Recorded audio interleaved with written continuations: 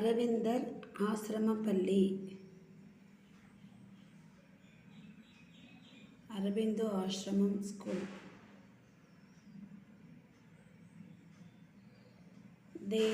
வேதகால கல்வி தத்துவங்களில் மிகுந்த ஈடுபடும் குருகுல கல்வி முறையில் மிகுந்த நம்பிக்கையுடன் கொண்டிருந்தார் அரவிந்தர். ஆசிரம பள்ளியை உருவாக்கி கல்வி புதுமை செய்தவர் அரவிந்தர். பள்ளியானது அமைதியையும் இயற்கை எழில் கொஞ்சம் சூழலிலும் அமைதல் வேண்டும் என்றவர் அரவிந்தர். 1943 ஆசிரம பள்ளியை நிறுவிய இடம் பாண்டிச்சேரி. அரவிந்தரின் ஆசிரம பள்ளி எந்த ஆண்டு அரவிந்தர் பன்னாட்டு பல்கலைக்கழக மையமாக வளர்ச்சி அடைந்தது? 1952. அரவிந்தரின் முக்கிய கல்வி கருத்துக்கள் யாவை? மூன்றும் சரியானவை. நிகழ்கால தேவைக்கான கல்வி, குடிமைக் கல்வி, உலகளாவிய கல்வி, உடல் மன வளர்ச்சி, சுயமாக கற்றல், புலன்பயிற்சி, ஆன்ம விடுதலை. மூன்றும் சரியானவை. கல்வியானது கடந்த காலத்தை பற்றி கற்பதன்று, நிகழ்கால தேவைகளுக்கு தயார்படுத்துவதே கல்வி என்றவர் அரவிந்தர். உண்மையும் அறிவும் உலகத்துக்கு சொந்தமானவை, எந்த ஒரு நாட்டிற்கும் சொந்தமானவை அல்ல என்று கூறியவர் அரவிந்தர். கல்வியானது நவீன போக்குடையதாகவும் அனைத்து நாடுகளுக்கும் ஏற்றாற்போலும் அமைய வேண்டும் என்றவர் அரவிந்தர்.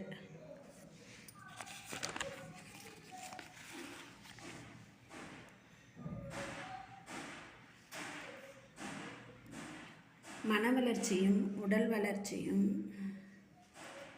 வளர்ச்சியும் கல்வியின் அடிப்படை.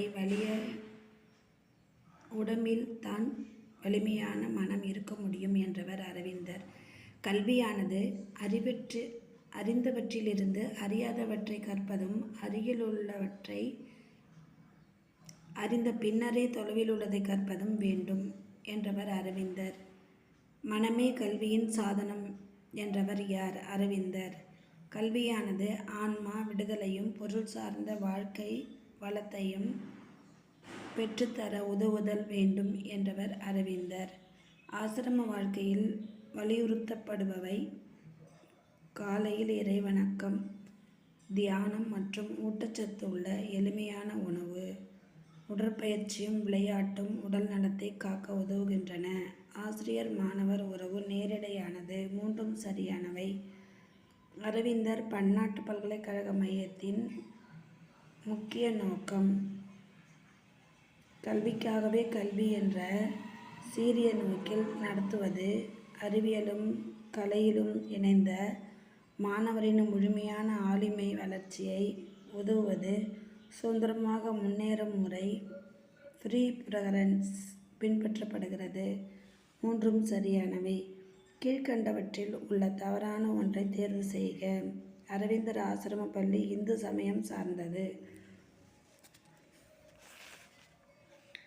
ரூசோ குழந்தை கல்வி, children's education. Rousseau children's education. கீழே கொடுக்கப்பட்டுள்ள எவை தவறானவை? ரூசோவின் கல்வி தத்துவம் ஒருமை விதியை அடிப்படையாக கொண்டது. ரூசோ எந்த நூலின் ஏமில் என்னும் கற்பனையாக ஆண் குழந்தைக்கும் சொஃபி என்னும் கற்பனையான பெண் குழந்தைக்கும் எத்தனை கல்வி வழங்க வேண்டும் என்று விவரித்துள்ளார்? சட்டத்தின் கருப்பொருள். ரூசோ குழவி பருவத்தினர் என்று யாரை குறிப்பிடுகிறார்? 1 முதல் 5 வயது உடையவர்கள். கீழ்கண்ட எந்த பருவத்தில் குழந்தை புலன் அனுபவங்களின் வழியே அனைத்து அறிவையும் பெறுகிறது? குழவி பருவம்.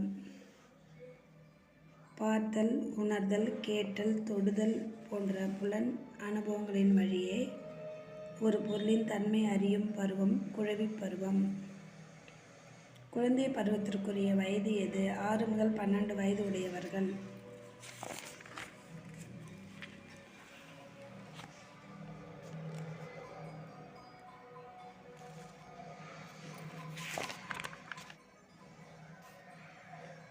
பருப்பொருள்கள் கையாளவும், சுற்றுச்சூழல் உள்ள உணவை நிகழ்ச்சிகளை புரிந்து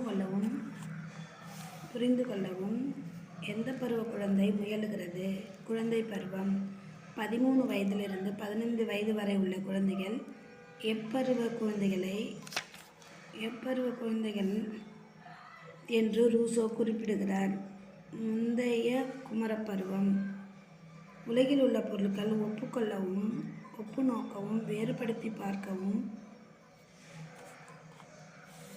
எப்பருவ குழந்தை முயற்சி செய்கிறது. முந்தைய குமரப்பருவம் 15 வயதிலிருந்து 18 வயது வரை உடையவர்கள் எப்பருவ குழந்தைகள். பிந்தைய குமரப்பருவம் கீழ்கண்ட எப்பருவ குழந்தைகளுக்கு சமூக பாடங்களையும் கலை உணர்வு தொடர்பான பாடங்களையும் பயிற்றுவிக்க வேண்டும் என்று ரூசோ கூறுகின்றார். பிந்தைய குமரப்பருவம் ரூசோவின் சிறப்பு கல்வி கருத்துக்கள் எவை? 3. கற்பிக்கப்படும் பாடம் குழந்தையின் வளர்ச்சிக்கும் புரிந்து கொள்ளும் வயதுக்கும் ஏற்றாற்போல் இருக்க வேண்டும். குழந்தையை குழந்தையாக பார்க்க வேண்டும். ஒவ்வொரு பருவத்தினரும் உகந்த வகையில் முழு சுதந்திரம் வழங்கல் வேண்டும். 3 சரியானவை. ஒரு குழந்தை 12 வயது வரையிலும் எதிர்மறையான கல்வி வழங்க வேண்டும் என்றவர் ரூசோ.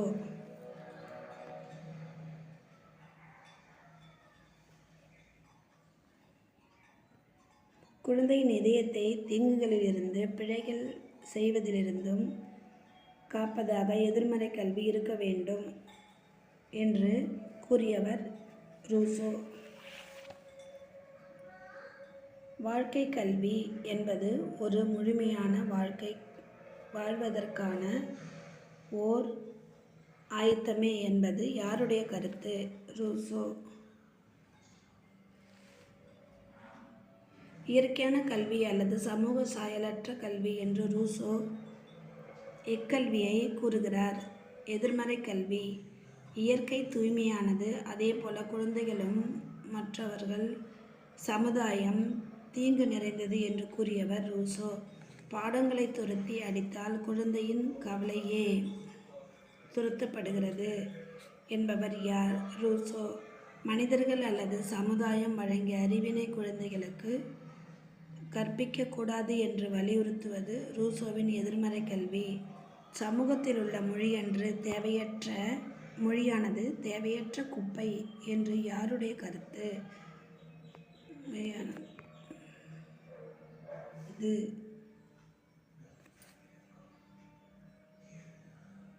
முக்கிய நோக்கமாக உள்ளது. 3 சரியானவை.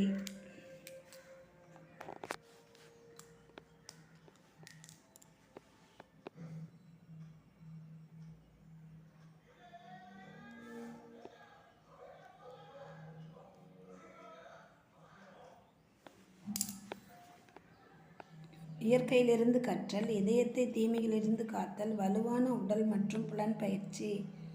குழந்தை ஒரு செயலை பணிவுக்காக செய்தல் கூடாது. மாறாக அக்குழந்தை ஒரு செயலை தனது தேவைக்காக செய்திடல் வேண்டும் என்பது ரூசோவின் எக்கல்வி சார்ந்தது. குழந்தை மைய கல்வி 12 வயது வரை எதிர்மறை கல்வி தருவதோடு உடற்பயிற்சி புலன் பயிற்சி என்ற இரு நேர்மறை கல்வி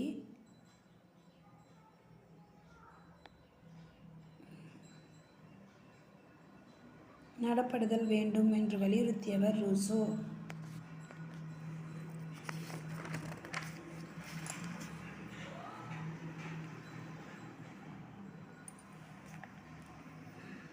பலவீனமாக உடம்பிலிருந்து பலவீனமான சிந்தனையே பிறக்கிறது என்பது யாருடைய கருத்து?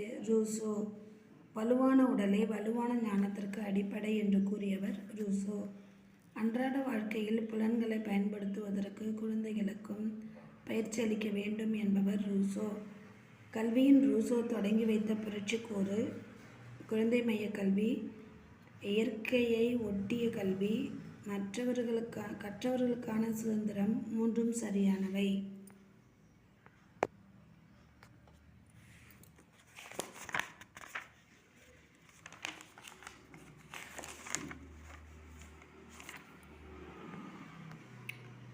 புரோபல் எந்த நாட்டைச் சேர்ந்தவர்?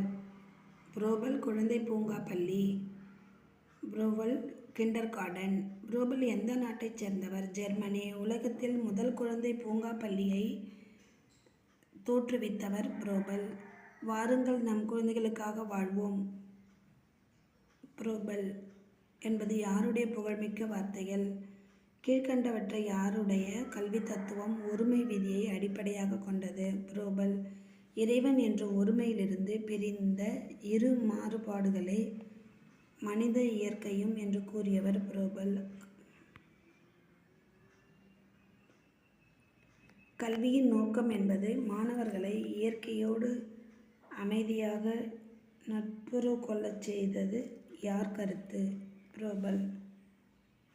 கல்வியில் பணி குழந்தையை கவனித்து பாதுகாப்பதே, தலையீடு செய்வதில்லை. புரோபல்.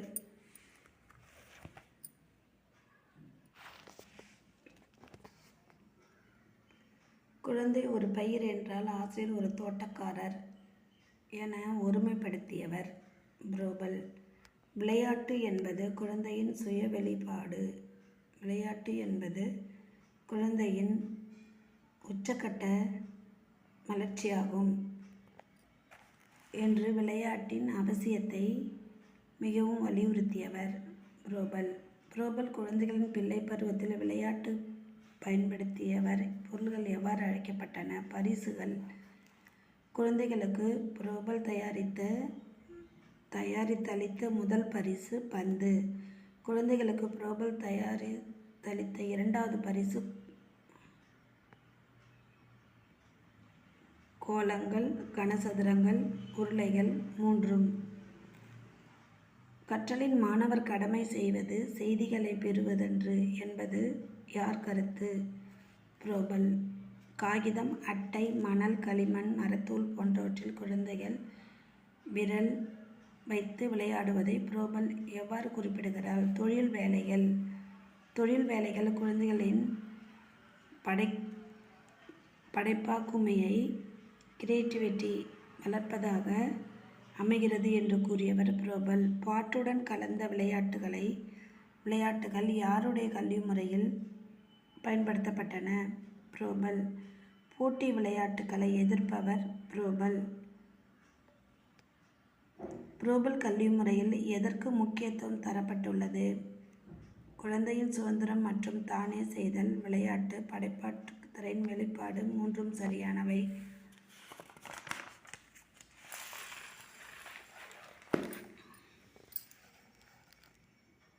வகுப்பறையில் குழந்தைகளுக்கு ஆர்வமூட்டும்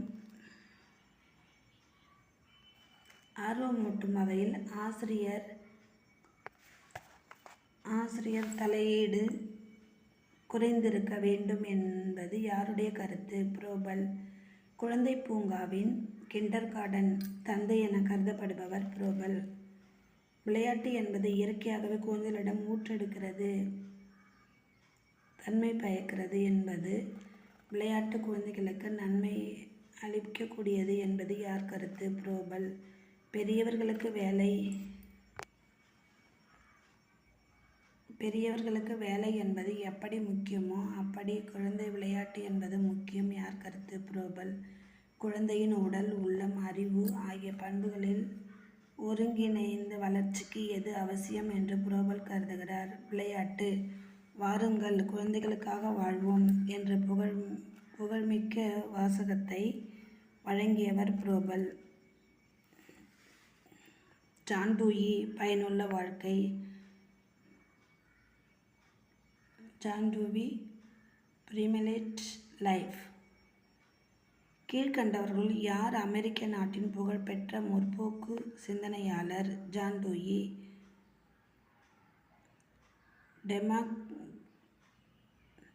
democracy is education and education என்ற நூலை எழுதியவர் ஜான் டூயி. பயனுள்ள வாழ்வுக்கு பிரிகனட்டிக் லைஃப், மாணவரை தயார் செய்வதே கல்வி என்று புதுமையான கல்வி கருத்தை வெளியிட்டவர் ஜான் டூயி. பயனுள்ள வாழ்வுக்கு மாணவரை தயார் செய்யும் கல்விக்குரிய முக்கிய பண்பு எது? குழந்தையை அணுகுமுறை, செயல்வழி கற்றல், கண்டறிந்து கற்றல் மற்றும் சுதந்திரம்.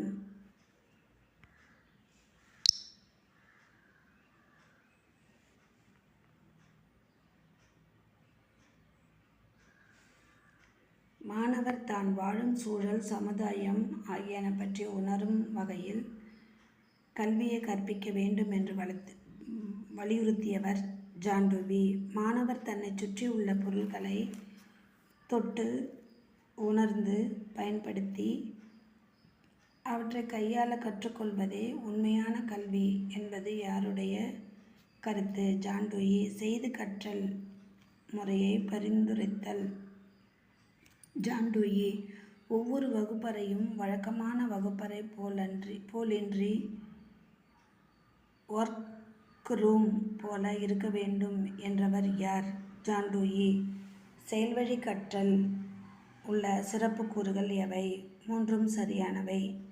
மாணவனின் தேவைகள், ஆர்வங்கள் ஆகியவற்றுக்கு முக்கியத்துவம் தருதல், அர்த்தமுள்ள வேலை, சிக்கல் தீர்த்தல் ஆகிய வழி ஒவ்வொருவரும் நடைமுறைப்படுத்துதல், மாணவனின் உள்ளார்ந்த திறன்கள் வெளிப்பாட்டிற்கு வகை செய்தல், செய்து கற்றல் வழியே சிக்கல்களுக்கான தீர்வை கண்டறிந்து கற்க வேண்டும் என்றவர் ஜான் டூவி. மாண்டிசோரி புலனுணர்வு கல்வி. Montessori செமரி education. இத்தாலி நாட்டு பெண் கல்வியாளராக மரிய மாண்டிசோரி உருவாக்கிய குழந்தை பருவ கல்வி திட்டம் எது? மாண்டிசோரியின் கல்வி முறை. The house of the childhood என்னும் பள்ளியிடத்தின் அடிப்படையில் எழுந்தவை மாண்டிசோரியின் கல்வி முறை. குழந்தைகளுக்கு கற்றல் சூழலை அமைத்து தருவதை வலியுறுத்தியவர் மாண்டிசோரி.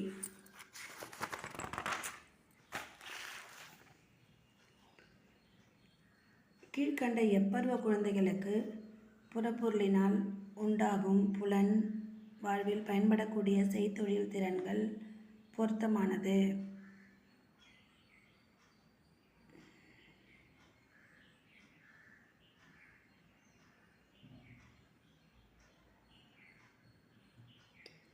முதல் பருவம் பிறப்பிலிருந்து 6 வயது வரை. முதல் பருவம் பிறப்பிலிருந்து 6 வயது வரை. கீழ்கண்ட எப்பருவ குழந்தைகள் புலனறிவை பெருக்கிக் கொள்ளக்கூடியவர்கள்? இரண்டாம் பருவம் 7 வயதிலிருந்து 18 வயது வரை. மாண்டிசோரியின் கற்பித்தல் விதிகள் எவை? மூன்றும் சரியானவை. குழந்தைகள் கவனம் மற்றும் திரும்பவும் செய்தலை நேசித்தல், விளையாட்டில் விருப்பம் மற்றும் குழந்தைகளின் தன்மானம், பரிசும் தண்டனையும் தேவையற்றவை. மாண்டிசோரி கல்வி முறையில் ஆசிரியரின் பணி எது? கற்பதற்கான நல்ல சூழலை அமைத்து தருவது, கற்பித்தல் சாதனங்கள் வழங்குவது. மூன்றும் சரியானவை. கலைத்திட்டத்தில் எத்தனை வகையில் கல்வி இடம் பெறுதல் வேண்டும் என்று மாண்டிசோரி கூறுகிறார்? 4. கலைத்திட்டத்தில் 4 வகையில் மாண்டிசோரியின் கலைத்திட்டம் இடம்பெறுவது எது? மூன்றும் சரியானவை. உடல் இயக்க கல்வி, புலனுணர்வு கல்வி, மொழிக்கல்வி மற்றும் பள்ளிக்கல்வி. மாண்டிசோரி முறையில் பயன்படுத்தப்படும் கருவிகள் எவை? மூன்றும் சரியானவை. வாழ்க்கையில் அடிப்படையாக பயன்படுத்தக்கூடிய செயல்கள் மாண்டிசோரி எக்கல்வியில் வலியுறுத்துகிறார். உடல் இயக்க முறை கல்வி. குழந்தையின் ஐம்புலன்களின் ஒவ்வொரு புலனுக்கும் பயிற்சி தரும் வகையில் கற்பித்தல் கருவிகள் தயாரித்து அளிக்கப்படும் கல்வி புலனுணர்வு கல்வி. கீழ்கண்ட எந்த கல்வி முறையில் சொற்களுக்கு அதிக வர்பலைசேஷன் அதிக முக்கியத்துவம் தரப்படுவதில்லை? மொழிக்கல்வி. மாண்டிசோரி கல்வி முறையின் சிறப்புகள் எது? A மற்றும் B. குழந்தைகள் நடத்தைக்கும் வகுப்பறை கல்வி வளர்ச்சிக்கும் முக்கியத்துவம் அளிக்கிறது. குழந்தைகளுக்கு மகிழ்ச்சியையும் அறிவு வளர்ச்சியையும் தருகின்ற பாடத்திட்டத்தை கொண்டுள்ளது. சுய கற்பித்தல் ஆட்டோ எஜுகேஷன் மற்றும் தொடுதல் கல்வி முறை கீழ்கண்ட எந்த கல்வி முறையில் உள்ளது? மாண்டிசோரி கல்வி முறையில்.